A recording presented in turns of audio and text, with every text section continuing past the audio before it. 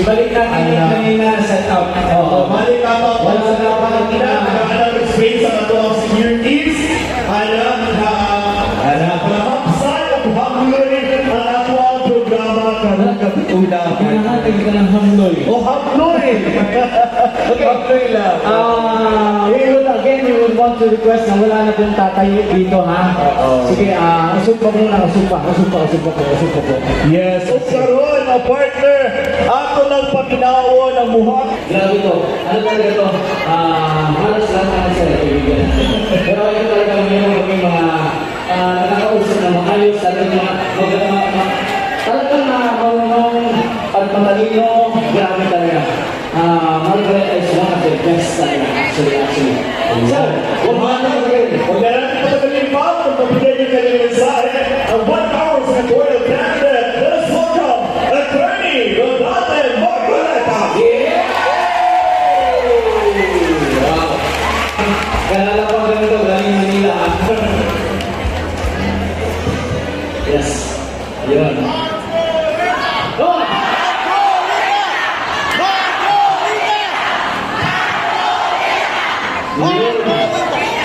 Wow, thank you so much. Please. Mayong gabi.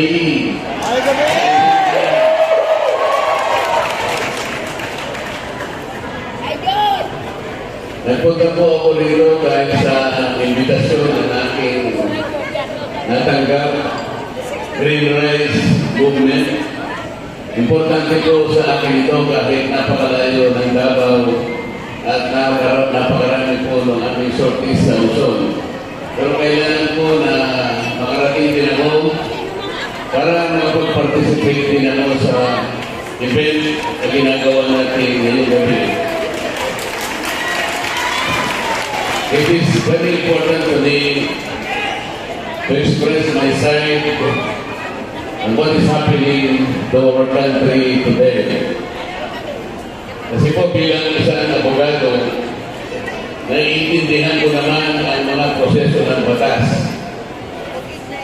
Hindi po tama ang maraming bagay na ginawa ng House of Representatives at ng ating pamahalaan. Unang-una na po yung impeachment na nangyari sa ating Vice President. I question the impeachment on 2 grounds. Yun pong ebidensya na kanilang pinagsama-samang ipunin ay hindi naaayon sa aming proseso. I told the committees, this is not the way to investigate the utilization of public funds. The House of Representatives was not given the responsibility to make the audit of funds. There is only one single office of the government that was proposed by the Constitution to do the audit, to do the examination of all reports relative to the public funds utilization. Ito lamang po yung Commission on Audit. Nobody else. The only mandate and authority to audit resides in the COA, not in the House of Representatives. Sinabi ko po sa kanila, ito pong audit na ginagawa sa Office of the Vice President is only a starting point. There is no conclusion yet. It is only audit observation memo. There is no findings yet.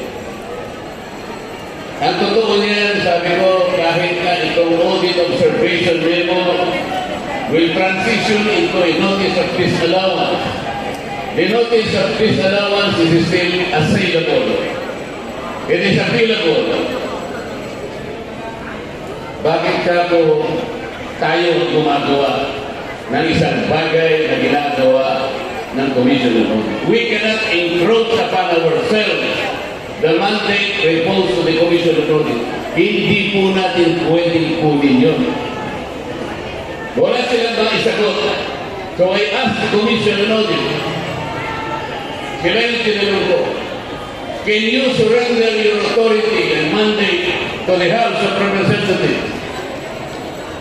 No, sir. Is there any other office aside from you who can make the audit? None, sir. Okay, bakit ka binigay ngayon sa committee? What happened? Kasi po sinagpina kami. Dahil sinagpina ka ng House Committee, sumunod ka naman. Ba't hindi ka nag-object? Why did you not write back the House of Representatives? You cannot take away the responsibility from us. This is ours. You have nothing to do with this. Bakit hindi kayo sumagot? Takot po siya. Ito po yung nangyari. So, if the audit of the COA is not even final and executory, it is even appealable to the Supreme Court. Bakit yung audit na ginawa ng House of Representatives became final and it was utilized as the means to impeach the Vice President? Wala na po sa ulo. Wala na po rule of law. So sa galit po nila sa akin, tinanggal lahat ako sa aking mga committees. Inumparan ako. Wala na akong committees ngayon. Ang akala nila, matatakot nila, o akala nila, hindi na ako magsasalita. Pati po yung position ko sa commission on appointments, tinanggal din sa akin. Pati po yung mga binibigyan nila ng mga ayuda, pinamimigay ko rin sa ating constituents, tinanggal din nila. Pati po yung inisyo ko ng guarantee letters para magpagamot sa mga kababayan natin mahirap, tinanggal din nila. Sabi ko, bakit? Pinarusahan nyo na ako. Pati nga yung alamat ko, tinanggal nila. So pinarusahan, okay lang sa akin yun. Pero sana, huwag na ninyong kunin itong guarantee letters kasi para sa mga taong mahihirap ito. Ang paggamot nila ito, ang bili nila ng gamot, ang hospital, kinuha pa nila. Kaya na po ang nangyayari. So I question also the manner under which the former president was arrested, detained, and then eventually flew back to the Netherlands. Bilang isang abogado ko, sinasabi ko sa inyo, mali po lahat ang nangyari. Yung warrant of arrest, hindi naman po pinakita sa dating Pangulong Duterte. Ipinakita po sa cellphone. Hindi po gano'n. Ang sabi po nila, nakipag-coordinate daw ang Interpol. But I did not see any representative of the Interpol. I was expecting that the representative of the Interpol should have surfaced at siguro inabot na yung warrant of arrest ng General Torre. Wala. Wala. The representative, the local counterpart of the Interpol in this country is the Philippine Center on Transnational Crimes. It is headed by a former general. Dapat yun po ang nagpakita, daladala sana yung warrant of arrest. There was none. And then, base na rin po dun sa provision ng ICC. Kahit na po na-arresto na, palagay nyo, in-arresto na ang Pangulong Duterte. Under Article 59 of the Rome Statute, sinasabi po doon, the arrested person must be delivered promptly to the competent judicial authority. Ang ibig sabihin po, dadalhin sana sa korte kung sino man ang na-arresto. And in this case, the former president was arrested. But he was not delivered to any judicial authority. He was delivered to the military base, the Billimore Air Base. Why is it necessary that he should have been promptly delivered to the court? Because the only court can determine the three things required under the article of the Rome Statute. Number one, the court should determine whether or not the warrant of arrest applies to the arrested person. Number two, whether the processes were observed in serving the warrant of arrest. Number three, whether or not the rights of the arrested person were respected. There was no determination because he was simply wished to be more early. That is not a court. Mali-mali po. Arbitrarily arrested, arbitrarily detained, arbitrarily thrown to the Netherlands. Meron din po tayong local law, Republic Act 9851. Under that law, even assuming that the ICC has jurisdiction, the person should be arrested in accordance with the domestic law. The domestic law is the Philippine law. Dahil wala na tayong pakialam sa ICC because we have withdrawn from the ICC since 2019, dapat ang sinunod ay yung batas ng Pilipinas. Hindi rin na sunod. There is also the principle of complementarity. Ano po ibig sabihin nun? The ICC can only intervene in our global affairs if the courts are unwilling or unable to function. That is the condition. There was no determination that our judicial system is ineffective or is unable to function or is unwilling to function. There was no such determination. What happened then? Parang ininsulto nila ang kabuuan ng judicial system sa atin. From the lowest court, municipal trial court, up to the highest tribunal of this country, the Supreme Court, the judicial system was insulted. Just like that. Hindi dapat mangyari sa atin. Our country withdrew from the Rome Statute on May 17, 2018. 1 year later, that withdrawal took effect. 2.5 years after the effectivity of that withdrawal, the stupid prosecutor of the ICC asked for permission to investigate. That was a fatal mistake.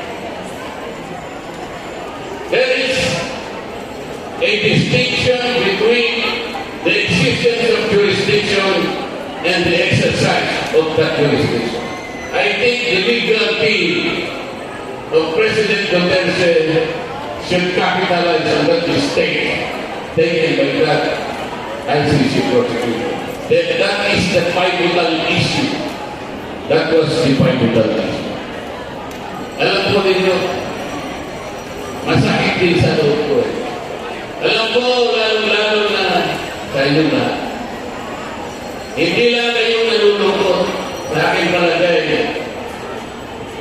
Nagsisikip ang titid nyo sa dati.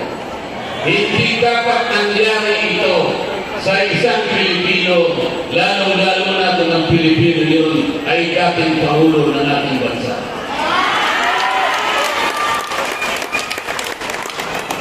Kung sakali naman,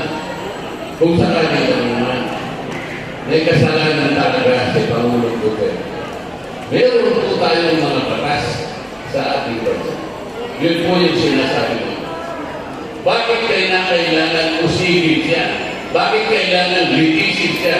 At hakulan pa sa ibang bansa ng isang hukuman na hindi na natin kinikilala sa ngayon. Ito po ang problema.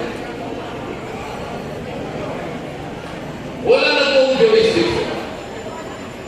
Meron naman po nagyayabang ng mga abogado ay hindi niyo magagamit yung Section 59 kasi nag-withdraw na tayo, hindi na tayo member.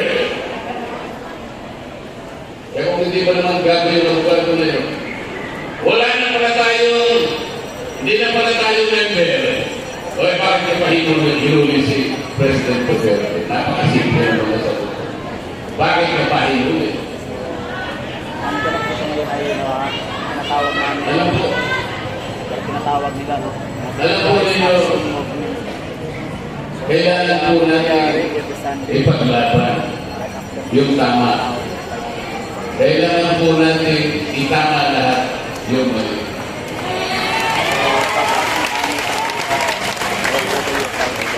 Ang kasalanan lang naman ni President Duterte, kung pwede natin tawagin kasalanan, ay yung minahal niya ang kanyang mamamayan.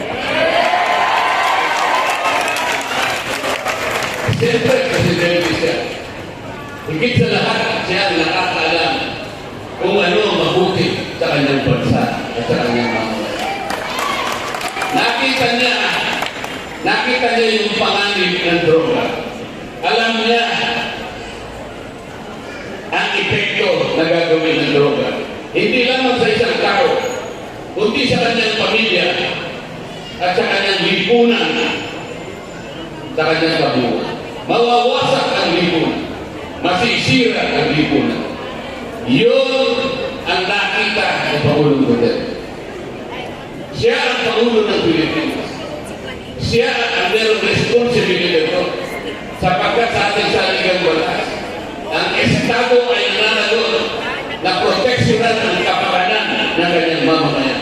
Bilang isang mabuting presidente, ginawa lamang niya ang dapat na gawin under the circumstances. Ang totoo, wala namang nagreklamo. Wala nang nagdemanda sa kanya kahit isa. Walang ahensya ng gobyerno na kumple. Binadyetan mo ito lahat. Bakit naman may mga ilang tao na halaban niya, mga dating senador, dalawa yata rin. Isang senador na lalaki na nakulong, isang senador na babae na nakulong din. Kalaban ni Pangulong Duterte. Bakit? Sila ba nakakaalam kung anong mabuti sa ating bansa? Mas marunong po ba sila sa presidente ng Pilipinas? Bakit hahatulan mo ang programa ng isang naging Pangulo base sa dami ng namatay na tao? Bakit hindi mo ibase yung programa kung ilang tao ang na-benefit? Ilang milyong tao ang nasave ni Pangulong Duterte laban sa droga? Ilang pamilya ang iniligtas ni Pangulong Duterte laban sa droga? Ilang magulang ang nagkaroon ng kumpiyansa at nawalan ng takot dahil ang mga anak nila ay nalagay sa mabuting kalagayan? Bakit hindi mo doon hatulan ang programa ng war on drugs? Bakit sila magpupuglot? Sino ba sila? Mga kabayan talaga, alam mo po ang sakripisyo ni PRRD. Ngayon nandun siya sa malayong bansa na yun. Nag-iisa. Pero alam ko, matapang si PRRD. Hanggang ngayon, alam niya kailangan siya magsakripisyo. Kahit na mahirap, hanggang ngayon pinakikita pa rin niya kung gano'ng pagmamahal niya sa mamamayan ng Pilipino.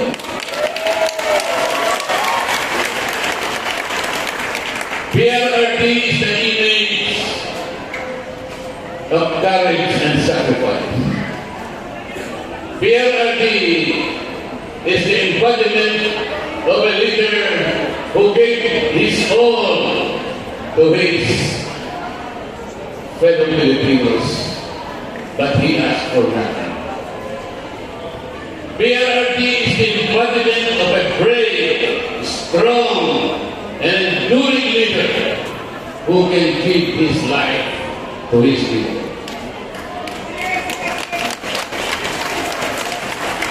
Let us not forsake him. Let us defend him. Let us bring him back to this country as soon as possible.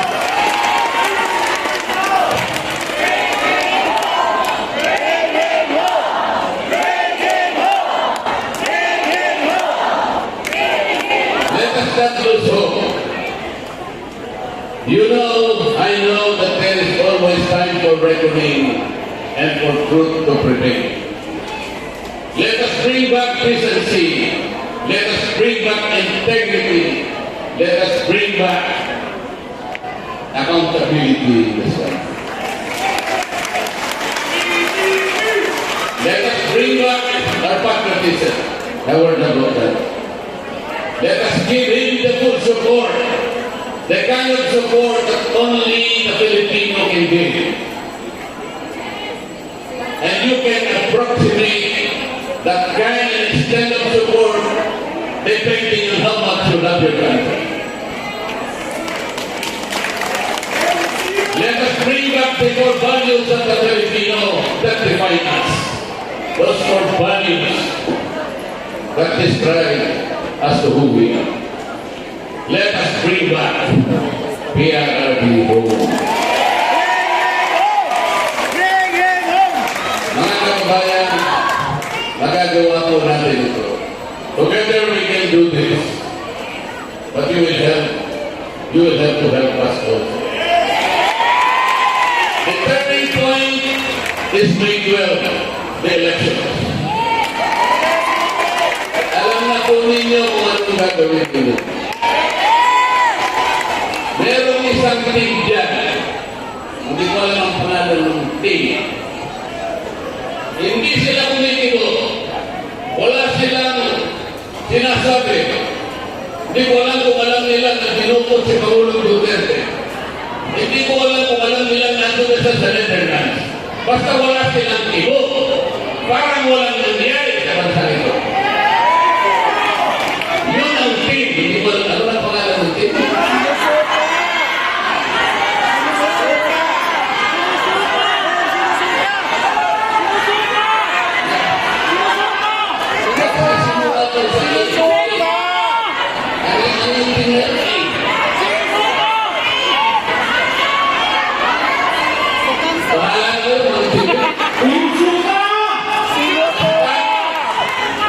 Basta ang pakiusap ko po sana sa inyo, ang tulungan nyo ay yung team. Yung team na pipigil sa pagtanggal sa Vice President. Yung team na makikipaglaban para sa legal defense ni Pangulong Duterte. Yung team na lalaban para ibalik si Duterte sa Davao as soon as possible. PDP naman.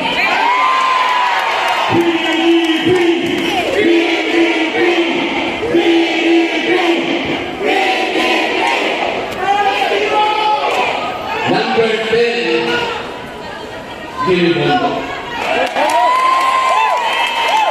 Number 22, Bato de la Rosa. Number 28, Bongo. Number 30, J.B. Hilo. Number 34, Raul Albino. Number 38,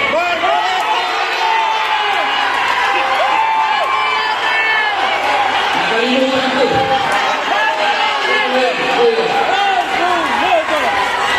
Number 53, Apollo Tiburon. Number 56, Big Rodriguez. Number 58, Philip Salvador. Sila po ang team.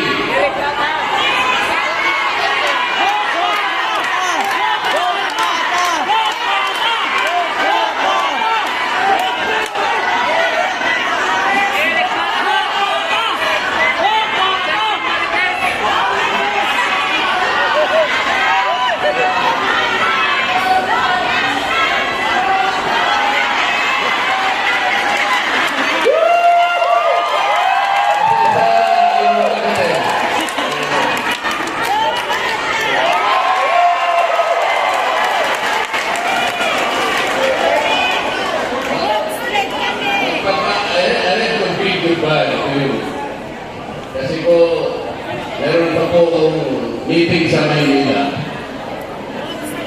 Pero, I think we will see each other again. Babalik po. Para po sa ganun, ay maganda ang pagkikita natin sa aming muling pagbabalik. Kasi po kami ay senador na ng ating bansa.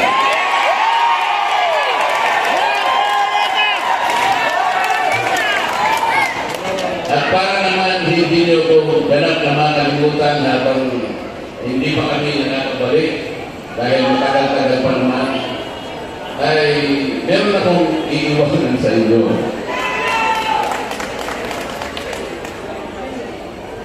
Gikan sa akong kasing-kasing. Hindi ko ako kamong tara.